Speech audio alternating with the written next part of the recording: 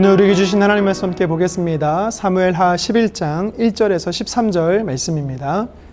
그 해가 돌아와 왕들이 출전할 때가 되매 다윗이 요압과 그에게 있는 그의 부하들과 온 이스라엘 군대를 보내니 그들이 암몬 자손을 멸하고 랍바를 에워싸고 다윗은 예루살렘에 그대로 있더라. 저녁 때에 다윗이 그의 침상에서 일어나 왕궁 옥상에서 거닐다가 그곳에 보니 한 여인이 목욕을 하는데 심히 아름다워 보이는지라.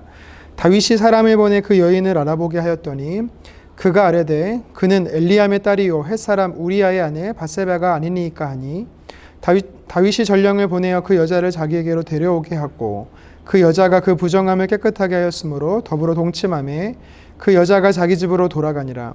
그 여인이 임신하매 사람을 보내 다윗에게 말하여 이르되 내가 임신하였나이다 하니 다윗이 요압에게 기별하여 햇사람 우리아를 내게 보내라 하매 요압이 우리아를 다윗에게 보내니 우리아가 다윗에게 이르매 다윗이 요압의 안부와 군사의 안부와 싸움이 어떠했는지를 묻고 그가 또 우리아에게 이르되 내 집으로 내려가서 발을 씻으라 하니 우리아가 왕궁에서 나가매 왕의 음식물이 뒤따라가니라. 그러나 우리아는 집으로 내려가지 아니하고 왕궁문에서 그의 주의 모든 부하들과 더불어 잔지라. 어떤 사람이 다윗에게 아뢰되 우리아가 그의 집으로 내려가지 아니하였나이다.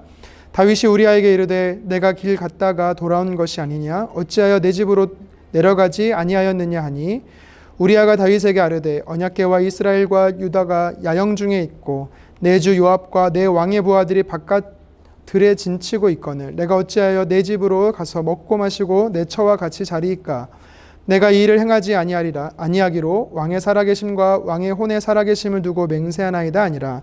다윗이 우리아에게 이르되 오늘도 여기 있으라. 내일은 내가 너를 보내리라. 우리아가 그날에 예루살렘에 머무니라. 이튿날 다윗이 그를 불러서 그로 그 앞에서 먹고 마시고 취하게 하니 저녁 때에 그가 나가서 그의 주의 부하들과 더불어 침상에 눕고 그의 집으로 내려가지 아니하니라. 아멘.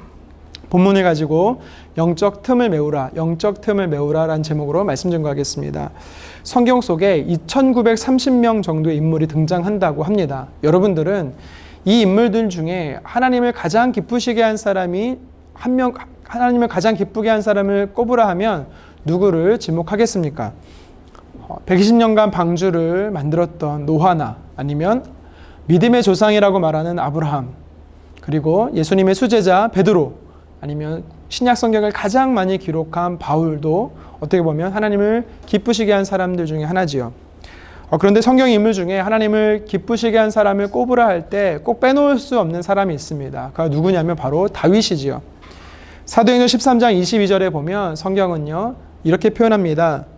내 마음이 합한 사람이라. 아멘. 하나님께서 다윗을 향해서 내 마음을 기쁘게 한 자, 나의 마음에 합한 사람이라고 극찬을 하고 계십니다. 하지만 그렇게 하나님께서 칭찬하시고 또 하나님이 사랑하는 자였지만 그 역시도요 하나님 앞에서는 완전한 자는 아니었습니다. 사실 예수님을 제외하고는요 우리 모두는 다 죄성을 가지고 있기 때문에 죄에서 자유로운 사람은 아무도 없는 것입니다. 방금 우리가 읽은 본문은요 다윗에게 있어서 평생 꼬리표처럼 따라다니는 그 자신의 죄에 대한 민낯이 그대로 담겨있는 스토리입니다. 하나님께서 번영을 약속해 주셨습니다. 또 하나님께서 칭찬해 주셨습니다. 그럼에도 불구하고 다윗은 왜 넘어지게 된 것입니까? 오늘 본문 말씀이 우리에게 어떤 영적 교훈을 하고 있는지 같이 한번 살펴보도록 하겠습니다. 먼저 본문을 통해서 다윗의 영적 상태를 한번 살펴보기 원합니다. 사무엘하 11장은요 우리가 다윗이 어떤 영적인 상태 가운데 있었는지를 짐작하게 하는 몇 가지 힌트들을 주고 있습니다. 1절 상반절인데요. 그 해가 돌아와 왕들이 출전할 때가 되매. 아멘. 다윗이 전쟁을 하러 나가야 할 시간이 돌아왔다라는 것입니다. 고대 근동에서는요 겨울은 잠시 전쟁을 멈추고 봄이 되면 다시 전쟁을 시작하곤 하였습니다. 지금 성경은요 다윗이 전쟁에 나가야 할 때임을 이야기하고 있는 것이죠. 그런데 1절 하반절 보십시오. 다윗은 예루살렘에 그대로 있더라. 물론 왕이 전쟁에 나가지 않는 것은 죄는 아닙니다. 하지만 오늘 성경은 뭐라고 말하고 있습니까? 다윗이 전쟁에 나가야 했는데 나가지 않았다라고 이야기하는 것입니다. 아마도 다윗이 나가지 않아도 충분히 승리할 수 있는 그런 전쟁이었을 것이고 또 다윗이 없어도 막강한 군사력이기 때문에 충분히 전쟁에 승리할 수 있었을 것입니다. 하지만 성경이 오늘 다윗을 향하여서 전쟁에 나가지 않았다라는 것은 어떤 의미로 다가오고 있습니까? 계속되는 승리로 군사력이 막강해지고 또 그의 나라가 부강해지면서 그 마음이 부유해졌다라는 것이죠. 이전과 같이 영적인 갈급함이나 하나님을 향한 갈망이나 가난함이 사라졌다라는 것입니다. 영적으로 느슨해진 상태가 바로 다윗의 상태였다라는 것이죠. 이것을 간접적으로 성경은 우리에게 이야기하고 있는 것입니다. 하나님께서 약속대로 승리하게 하실 때는 감사했습니다. 감격했습니다. 엎드려 기도했습니다. 하지만 계속되는 승리가 반복되다 보니까 이것이 당연해지게 된 것입니다. 하나님께서 승리하게 하셨음에도 불구하고 그것은 승리의 주역이 하나님이심에도 불구하고 이제는 승리의 주역이 다윗으로 넘어오게 되는 것입니다. 다윗은 전쟁에 나가지 않아도 당연히 승리할 수 있을 거라 생각을 하게 되는 것이죠. 자만심에 빠지게 되는 것입니다. 어느샌가 다윗의 마음 안에 영적인 틈이 발생하기 시작한 것입니다. 하나님과의 교제가 어느 순간부터 뜸해진 것입니다. 오늘 이 본문의 말씀처럼 저와 여러분들도 내 힘으로 할 수 없을 때는 하나님을 간절히 찾고 부르짖습니다. 그런데 하나님의 좋으심으로 감격하고 감사할 때가 있었지만 어느 순간부터 다윗처럼 익숙해지다 보니까 숙달이 되다 보니까 이제는 하나님께 엎드리지 않습니다. 하나님께 은혜를 구하지도 않습니다. 그리고 기도도 하지 않습니다. 내 힘으로 감당하려고 하는 모습이 우리 안에 있지는 않습니까? 어려울 때만 우리가 하나님께 매달리는 것이 아니라 번영할 때도 잘 될 때도 우리는 하나님과 친밀한 관계의 끈을 놓쳐서는 절대 안 되는 것입니다. 하나님과 관계가 소원해지면 영적 침체의 틈이 발생하기 때문이죠. 내가 정말 하나님을 의지하고 있습니까? 하나님을 붙잡고 있습니까? 그 영적 상태를 점검해 보십시오. 내 안에 영적 틈이 있는지 살펴보시기를 간절히 소망합니다. 계속해서 다윗이 어떤 영적 상태에 있었습니까? 2절 말씀입니다. 저녁 때에 다윗이 이 옥상, 궁전 옥상을 거닐었다고 말합니다. 기분 전환도 할 겸 바람도 쐬면서 생각을 정리도 할 겸 산책을 충분히 할 수 있습니다. 그것이 문제가 아닙니다. 2절 하반절의 문제이죠. 한 여인이 목욕을 하는데 심히 아름다워 보이는지라. 아멘. 옥상을 거니다가 한 여인을 보았습니다. 가능한 상황이죠. 왜냐하면 다윗성은요 집안이 높은 곳에 있었습니다. 그렇기 때문에 백성들이 사는 그 집들이 보입니다. 그러니까 다윗이 의도해서 봤다라는 것이 아니라는 뜻입니다. 하지만 문제는요 그 이후입니다. 성령에 충만한 상태라면 의도적이든 의도하지 않았든 우리들의 얼굴을 붉게 만드는 영상이나 광경을 보았을 때 우리는 어떻게 합니까? 그 자리를 피하는 게 정상이지요. 하지만 다윗은 어떻습니까? 영적 분별력을 잃어버렸습니다. 그 여인에 대해서 바라보는 것으로 그친 것이 아니라 묵상하고 계속해서 생각하고 품지 말아야 할 생각들까지 나아가게 되는 것을 오늘 말씀을 통해 보게 되는 것입니다. 육체 욕구가 우리를 지배하게 되는 것입니다. 다윗도 마찬가지죠. 그 여인을 보고 품어서는 안 되는 생각을 하게 되는 것입니다. 생각을 멈춰야 했습니다. 하지만 그는 어떻습니까? 브레이크가 고장난 자동차처럼 질주하고 있는 것입니다. 어찌 하나님 앞에서 악을 행할 수 있습니까? 라고 말한 요셉처럼 그 자리를 피했어야 됩니다. 하지만 다윗은 그렇지 않았습니다. 그의 행동은 더욱더 대범해지고 대담해졌습니다. 어떤 행동이 죄를 범하기에 앞서 우리는요 행동으로 나아가기에 앞서 우리 마음부터 죄를 짓는다라는 것을 우리는 알 수 있게 되는 것입니다. 어느 순간에 다윗의 이 영적인 틈이 벌어지니까 그의 거룩함이 한순간에 무너지게 되는 것을 볼 수가 있습니다. 하나님과 교제가 무너진 모습은요 곧 영적 거룩함의 무너짐을 의미하는 것입니다. 다윗에게는요 몇 번의 그 거룩함을 지킬 수 있는 기회가 있었습니다. 제가 말씀을 묵상하면서요 무려 4번이나 다윗은요 멈출 수 있는 기회가 있었습니다. 첫 번째는요 그 여인의 목욕하는 모습을 보면서 바로잡을 수 있는 기회가 있었습니다. 이래서는 안 되지. 멈췄어야 되는 것입니다. 순간적으로 보는 것, 순간적으로 듣는 것, 그것은 죄가 아닙니다. 내 의지와 상관없이 발생되는 것은 내 죄가 아닙니다. 하지만 내 머릿속에서 마음속에서 계속해서 의지를 발동해서 행동하고 묵상하는 건요 죄가 된다라는 것입니다. 하지만 다윗은 첫 번째 경고를 무시했죠. 두 번째 기회가 있었습니다. 그것은 무엇입니까? 3절에 그 여인이 누군지 전령을 보냈을 때, 그 잠시 그 순간에 다윗은요, 양심의 목소리, 다시 말해 성령의 음성을 들었어야 되는 것입니다. 하나님이 무엇을 기뻐하는지, 하나님 뜻이 무엇인지 그는요 분별해야 되었던 것이지요. 이것이 하나님 정말 기뻐하는 것일까? 하지만 다윗은요, 역시 하나님의 음성에 귀 기울이지 않았던 것입니다. 끓어오르는 정욕으로 제어하지 못하는 이 다윗의 모습을 볼 수 있는 것입니다. 이제는요, 그 끓어오는 정욕, 그 이성을 마비시키는 것입니다. 세 번째 기회가 더 있었습니다. 3절에 보니까 그녀의 신분이 드러납니다. 그녀가 누구였습니까? 충성된 자기 부하, 이 우리아의 아내였습니다. 남편이 있는 여인이었다라는 겁니다. 다윗은 그거를 들었을 때 멈췄어야 되는 것이죠. 하지만 그는요, 성경에서 말하는 간음하지 말라, 이 말씀을 그는 알면서도 하나님의 말씀을 어기고 있는 것입니다. 다윗은 권력과 위력으로 범죄를 행하고 있는 것을 볼 수가 있습니다. 마지막 한 번의 더 기회가 있었습니다. 그게 무엇입니까? 4절에 보면 다시 두 번째 전령을 보내는 것이죠. 하지만 그는요, 하나님의 말씀을 과거에는 사모했던 사람임에도 불구하고, 하나님 앞에 엎드렸던 사람임에도 불구하고, 하나님과 친밀한 교제를 누렸던 사람임에도 불구하고 그는요, 하나님의 말씀을 거절하고 그 죄악된 길로 나아가는 것을 볼 수 있게 됩니다. 여기서요, 중요한 것을 발견하게 됩니다. 그것이 무엇입니까? 하나님과의 교제가 충만하면 은혜가 나를 지배합니다. 하지만 반대로 하나님과의 교제가 사라지게 되면, 은혜가 마르게 되면 죄가 나를 지배하게 된다라는 것입니다. 여러분 기억하십시오. 그래서 우리는 영적인 틈을 살펴야 됩니다. 하나님과의 관계를 깨트리는 그 영적인 틈이 내 안에 있는지 우리는 날마다 살펴야 되는 것입니다. 다윗은요, 더 큰 죄로 나아갑니다. 아무렇지 않게 행동하고 있습니다. 하지만 항상 죄에는 열매가 맺힙니다. 5절 말씀입니다. 밧세바가 임신을 하게 된 것이지요. 죄는요, 그 죄에 대한 결과가 분명히 있습니다. 아무도 모르게 짓는 죄라 할지라도 땅에 심겨지는 씨앗처럼, 열매 맺는 씨앗처럼 죄는요, 열매를 맺게 되어 있습니다.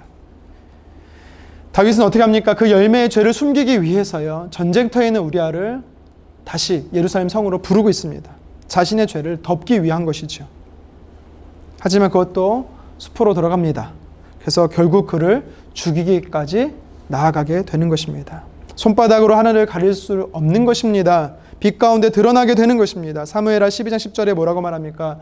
나단 선지자가 하나님의 말씀을 다윗에게 전하고 있습니다. 그를 꾸짖으며 말합니다. 내가 나를 업신여겼다. 내 앞에서 악을 행했다. 여러분, 하나님께 우리는요, 하나님 앞에서 숨길 수 없는 것입니다. 성경 고린도전서 10장 12절은 말합니다. 그런즉 선줄로 생각하는 자는 넘어질까 조심하라. 여러분, 우리가 하나님을 의지하지 않으면 선자가 되어 곧 넘어지게 되는 것입니다. 늘 하나님의 은혜가 필요합니다. 하나님과 함께 우리는 살아야, 교제해야 되는 것입니다. 다윗의 범죄는 하나님과의 관계가 멀어졌을 때 발생하게 된 것입니다. 하나님의 관계가 멀어지니까 영적인 틈이 생기게 된 것이죠. 처음에는 작은 틈에서 시작했지만 결국 그것은 큰 구멍이 되어버렸습니다. 우리가 과거만을 생각하고, 과거 하나님과 친밀한 교제만을 생각하고 오늘 하나님과 교제하지 않고 살아간다라면 여러분, 우리는 오늘 넘어지게 되는 것입니다. 혹시 저와 여러분들 중에 과거에 주님과 친밀했던 관계만 있을 뿐, 최근에 현재 나의 삶을 점검해 볼 때 하나님과 교제가, 인격적인 교제가 언제였는지 모르시는 분들이 있다라면 여러분, 영적인 틈을 살피십시오. 우리가 하나님과 멀어지면 죄가 나를 지배하게 되어지는 것입니다. 지금 내 삶이 다윗처럼 무너져 있다라면, 회복하기 힘든 시점 가운데 놓여 있다라면 다시 하나님께로 돌이키시기를 간절히 소망합니다. 하나님께 돌아가야 우리의 영적인 틈은 메워지는 것입니다. 하나님과 관계가 멀어지면 영적으로 느슨해지는 것입니다. 영적으로 느슨해지면 죄를 짓게 되는 것입니다. 더 큰 죄 가운데 나아가게 되는 것입니다. 하나님과 멀어지면 죄와 가까워지는 것이죠. 그래서 우리는 매일의 삶에서 영적인 틈이 내 안에 있지 않는지, 하나님과의 관계가 어떤지 날마다 점검해야 되는 것이죠. 그래서 이 내 영적인 틈은 하나님의 관계로, 하나님과 친밀한 관계로 우리는 늘 메워야 되는 것이지요. 오늘 하루도 하나님과 더욱 가까워짐으로 죄와 멀어지는 저와 여러분 되기를 주님의 이름으로 축원합니다.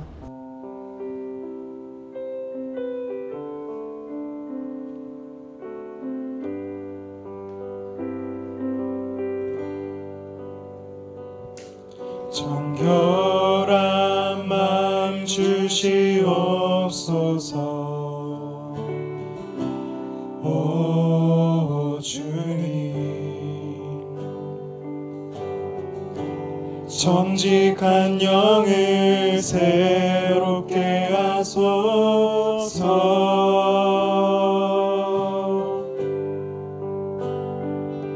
정결한 마음 주시옵소서. 오 주님, 정직한 영을 새롭게 하소서.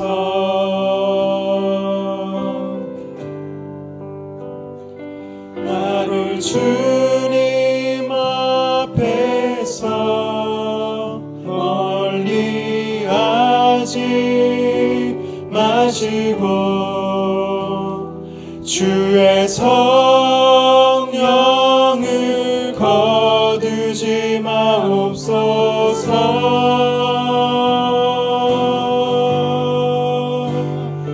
그 구원의 기쁨 다시 회복시키시고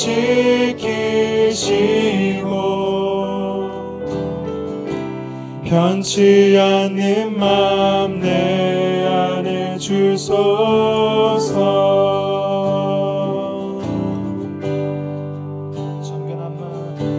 정결한 마음 주시옵소서. 오 주님, 정직한 영을 새롭게 하소서.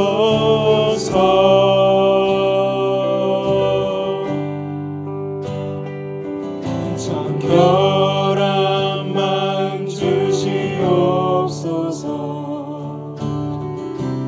오 주님,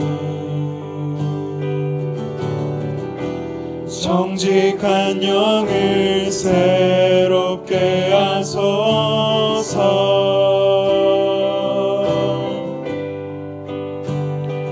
나를 주님 앞에서 멀리 하지 마시고 주의 성령을 거두지 마옵소서.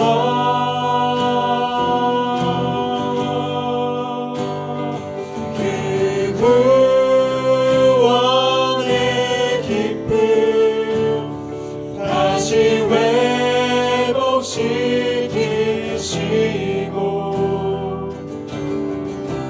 변치 않는 마음 내 안에 주소서. 나를 주님 앞에서 멀리 하지 마시고 주의 성령을 거두지 마옵소서.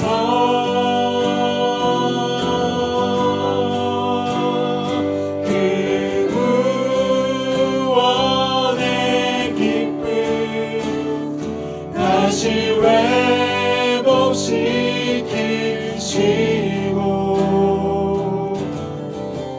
변치 않는 마음 내 안에 주소서.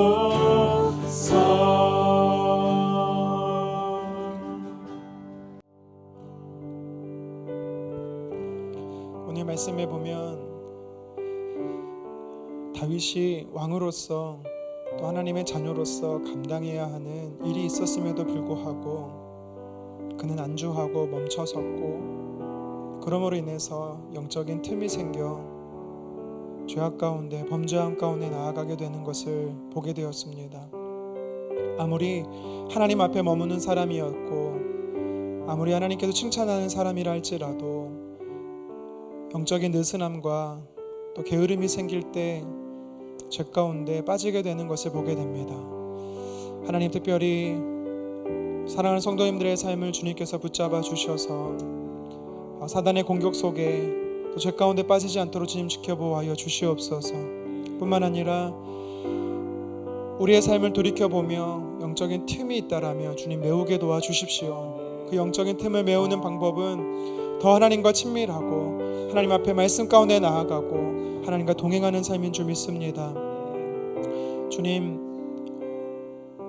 분주하고 바쁜 삶 때문에 하나님과의 관계가 멀어지지 않게 도와주시고 또 내가 당면해 있는 문제 때문에 하나님과 관계가 또한 멀어지지 않도록 우리 삶 안에 주님과의 관계가 최우선순위 되게 도와주시옵소서.